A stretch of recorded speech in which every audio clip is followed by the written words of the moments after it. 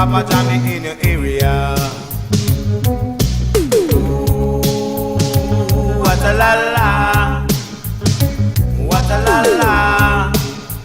Papa Jammy in your area. So locked into Entertainment Weekend, KLAS Sports fm89. And as the song says, Papa Jammy in your area.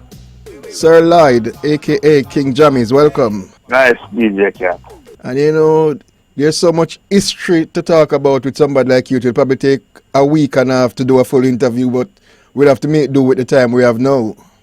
Okay, go ahead. All right, so this first part, I want to focus on Lloyd James, the producer. Mm-hmm. How did you come into producing?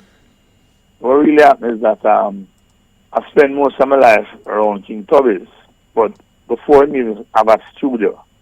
We used to do technician work, bill amplifiers and fix TV and all them thing there. Right. And in 1970, I migrated to Canada. And when I went to Canada, I did some work on my own there, like building amplifiers for people, and I also built a recording studio for a guy, Right. So in that time I said I would start to do some experiment and some production. By this time, Tubby's had his studio and started to produce songs. I started to send some songs for me because I had a sound system in Canada. So I started to send some pre-release tunes for me so that I can play first time on my sound. Right. So I get even more interested in producing for myself now. So the studio that I told that I built for the guy now, we start experiment, and Nana McLean, used to come there. So she did a production for me named Single Girl. That was the first song I produced. And that was in 1974. Right. That song didn't reach anywhere in Canada though, because I didn't build any rhythm for it. I just get a rhythm and just put it on the rhythm. So Bunny Lee came to Canada now a couple of years later and saw me and said, "Boy, Jammy, you have to come back to Jamaica now because we need you." And that time I was only playing the sound system in Canada and all them things, so it was viable for me because the money now run to all that. So I said, all right, I'll go back to Jamaica. So I come home back in 1976. And when I come home back now, I build my sound system again and go straight into Tubby's studio as an engineer. Because by the time the Philip Smart gone, he migrated to New York.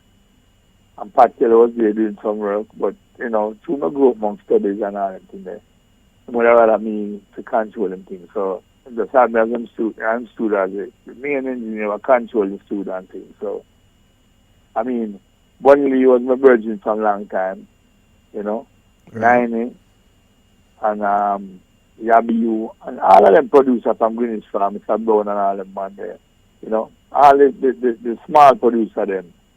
And some of the big ones them who used to record and 4-track used to come to Tubby's. So me used to know the whole of them, meet the whole of them and know them and mix with them and everything, vice with them and everything, you know what I mean? So me say, all right, now get back into the business down here. So Bunny said to me, say, Jammy, if you want to go into producing business, me gain already my own, man, and thing, So I say, all right, striker. And Yabi used to say the same thing too. So he used to hang out on a corner in the Waterhouse. The same corner Black Hole used to hang out on. Right. So there wasn't no big. They never done a recording at Black Hole. They been young in the business. They just a rehearse and all them things there. Them time they have Dan Carlos, Michael Rose, Ducky Simpson, Right. And I remember the Jays used to night too, Grati used to night too. But when I started producing back in them days, me said to myself, all right, Black Huro is an unusual sound. And they never record no tune to nobody. So me go have this group as my group. Right. So me start produce now and produce the first album with them. Them Black Sounds of Freedom. You know, we build the rhythm them up a RJ studio. And then we vice rhythm them at King Tubby's. And mix them at King Tubby's because we never have facility for a live band on at King Tubby's them time. You know, the vice in the studio and overdub. So me build the rhythm them at RJ, carry the rhythm them to King Tubby's studio. Vice the track them with the Black Kuro. Overdub hands and hands was the most thing overdub a harmony. Right. And then we mix them and things. That is 1977 this happened now. So in 1977, the end of 1977, Bonnie Lee was going to England. So I said to me, Jammy, like we have them tune there now. It's better to come to England with me now to come market to them. So I said, but I can't afford tickets and all them things there. But by this time, I used to cut some dub for a sound system man named Fat Man. Right. In England. So I said, all right, you ready, Jammy? Just call Fat Man and tell him I'm begging my ticket, man, because you never charge him to no dub yet. They must can get a ticket. So I call him and Fat Man and say, yes, man.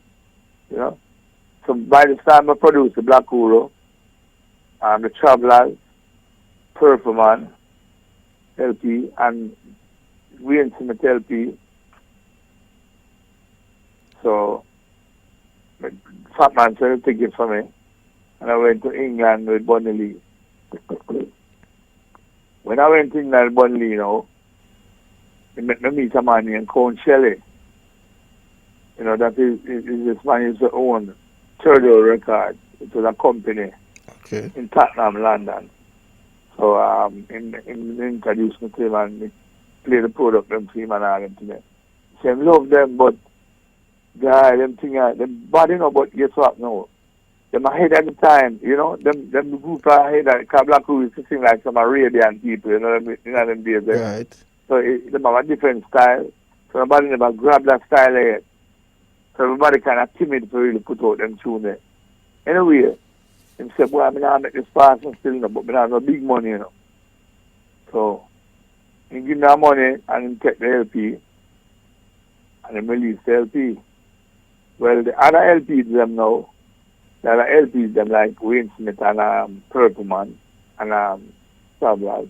We go to another distributor now, cut ours then, named Pops. And Pops said, all right, we could do a thing. I have no money for you, but we can give some equipment. So I said, that is what I need, because I need to build my own studio, you know, so in the future, you know, so that's what good for me. So in take some of the product them, like the Wayne Smith and the Purple Man and the Double P, and give me some equipment, some tape machine and them thing, and, you know, mixing board and them thing there. And give me a little change still too, you know. So anyway, we come back to Jamaica now and country release the Black Hole album and, you know, the other Pops release team album, them and them are going on like thing, but nothing big. But at least them get exposure, you know, so some new things come, right? Right. So there's new artists and you as a new producer as well. Yeah. Come, that time I named Prince Jammys. Right. I mix a whole for double album. A couple of years later now, I go back to England.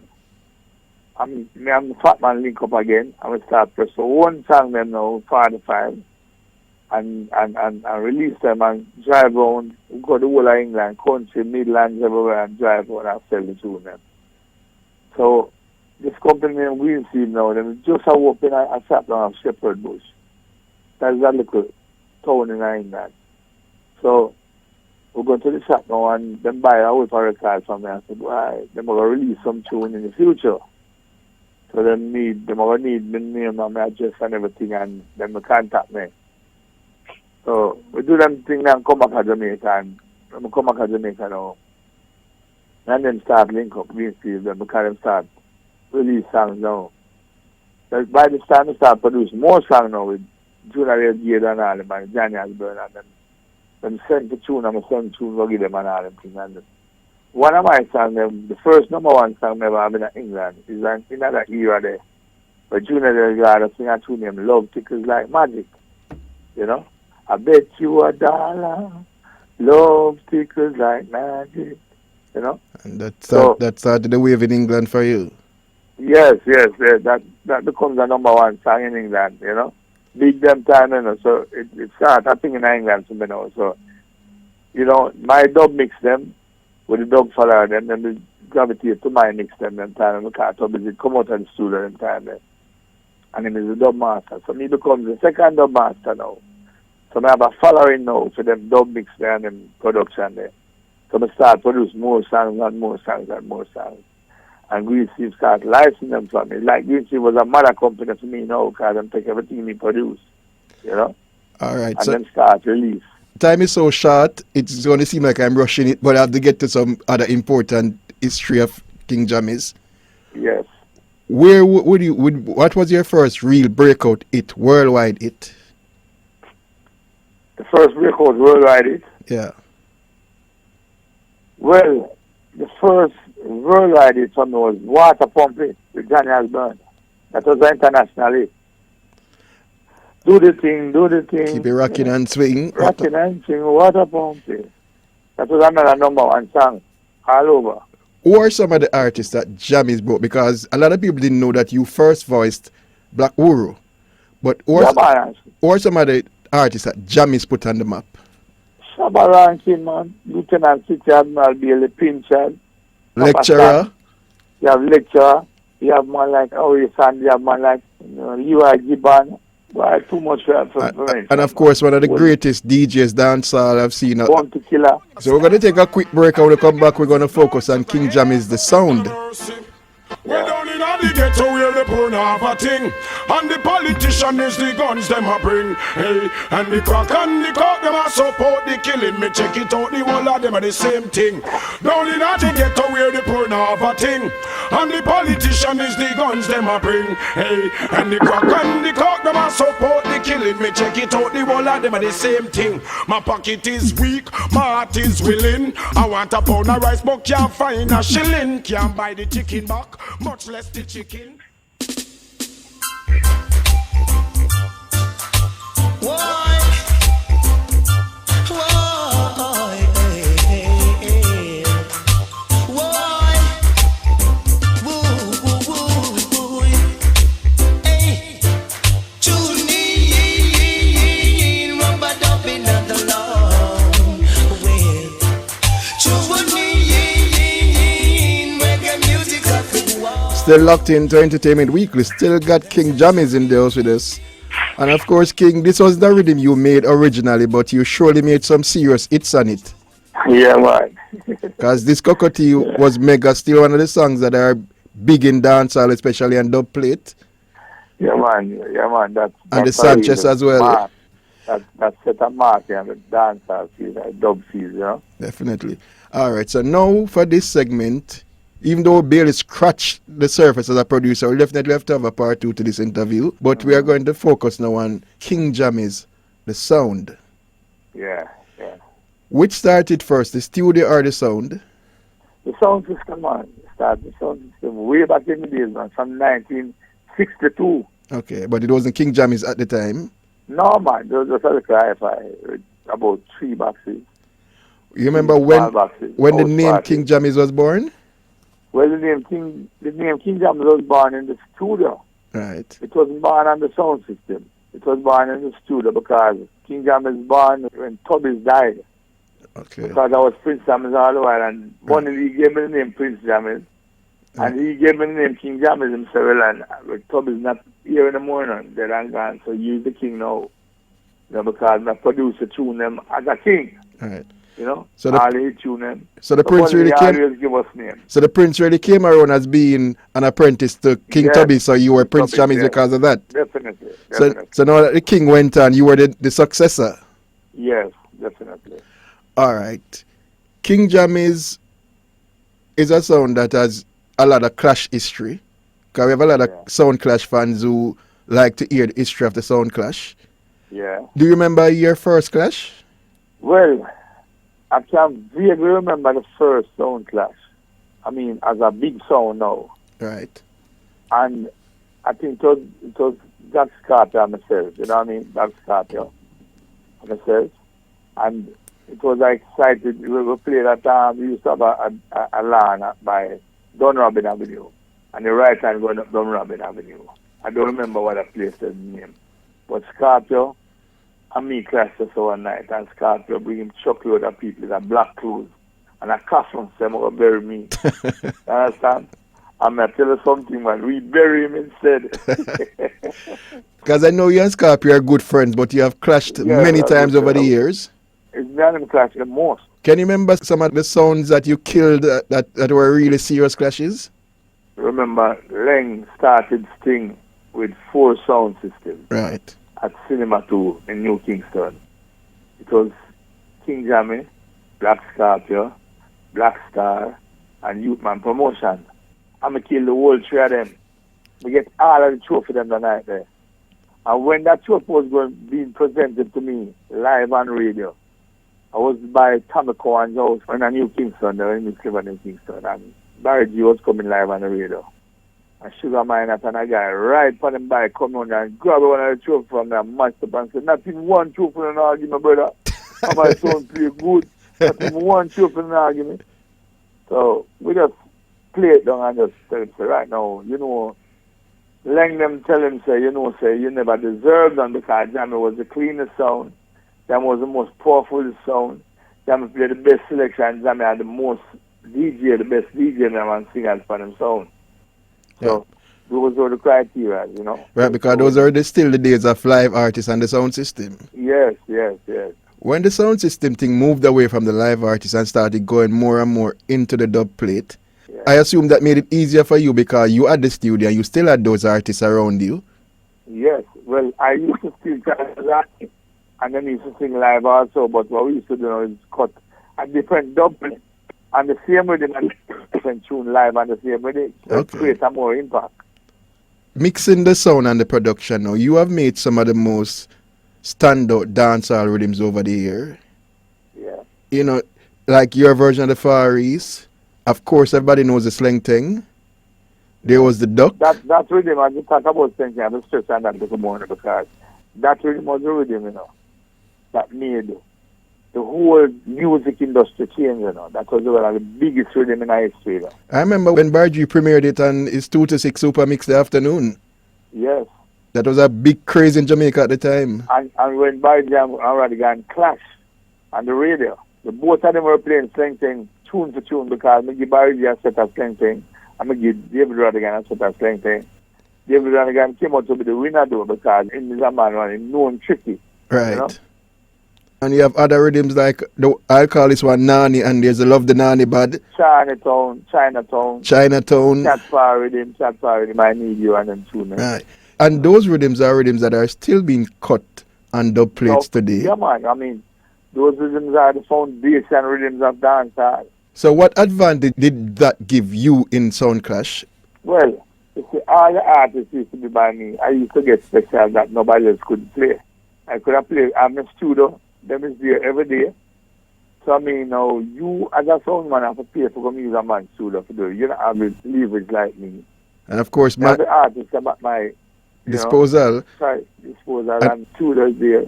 And of course, people who want to Vice 45 as well are going to be more inclined to give you a dub plate, hoping that if you see the dub plate mashing up the road, you'll voice it. Right, definitely. All right. That's how we used to do it, you know.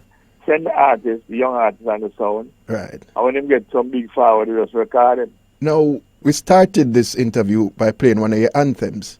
Was that originally a 45 or a dub plate? Because I have it as a Jammys dub plate that you just put out on a record. Well, I tell you something. Uwatalala. Yeah, Johnny Osborne. Well, that was a dub plate, you know. That's why I know it as. I tell you something. The way that song was popular in Europe, England, the UK, and Europe, I had also put it on a 45, same way like what thing on the dub. Right. Don't change anything the same way. But we recorded that dub plate and tape. Right. Properly, you know. We know Johnny would be one of them. Who are some of Jammy's biggest artists in your dub box? Well, we have Shabba with some big team, we have Admiral Day with some big team, we have Pinchas, Johnny Osborne. Every one of them artists, man, the big dub for me, man. All of them, the big dub. All of my artists, them done big dub for me, you know, but we couldn't play them all at the same time. Right. So we choose the dances to play because some dance, you have more dancehall tune play than reggae tune, depending on the crowd and all the dance. Right. So we choose the artist, the special. Based on the dance. Yeah, yeah. Bounty Killer, there's always a discussion on the street about who is the Bounty Killer sound, who was the most Bounty Killer. Where would you rank Jammys in terms of that Bounty Killer argument? Well, definitely Jammys are the most Bounty Killer. No someone can play Bounty like me, man. Every tune I want to do for me, that don't mean I'm special now. I have tune and don't do in special. Right.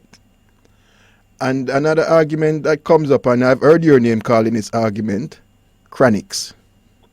Yeah, man, I'm the most Chronixx, man. Chronixx come like the sun, you know. Chronixx, I'm a guy, man. Chronixx is Chronixx's father. Right. He used to come on my studio, you know. Because he was a big sound killer in the 90s. I don't now go on, Chronixx, I eat food same way, you know. Right. So, man, I respect that, you know, for me. Definitely. So when Chronixx born and a baby, and ever I tell Chronixx about, I him tell Chronixx, say, listen, you see this man, and this man, I'm going to buy diaper for you and buy feed, you know. So you have to respect this man, you know. So the love and respect that I'm as a father figure. Because I've heard a couple exclusive Chronixx from you and some exclusive rhythms as well. That. And I tell you something, I have Chronixx stand up plate and we don't play it. We don't play the dance because the opportunity to come up and play them, mate. So it's Bounty Killer. I have song I can release with Bounty Killer from them time when I release it, you know. I know you do some clash from time to time, and I've also seen you doing some dances where you're mixing live in the dances. Well, that's a special effect for me, you know. That is what I do when I go on tour, right. You know, because the Europeans like to see these live things, you know. So I carry the mixing board, and jam to my son. Right. I will carry the multi-track, we carry the multi-track session. And the hard drive. I will link it up and, you know, we just mix. So what they hear on the record, they get to see you doing it live. Yeah, man. That is that. I'm sure a lot of people love to see that. But yeah. But what about regular clashes? Do you clash often these days? Well, yes, because I mean, like now we can't do no dance at all. But, I mean, prior to this, we clash like the last clash we had with me and Scarpa and Jaro and also dance. I was at that dance. Yeah, you was at that dance. Yeah, man, I was.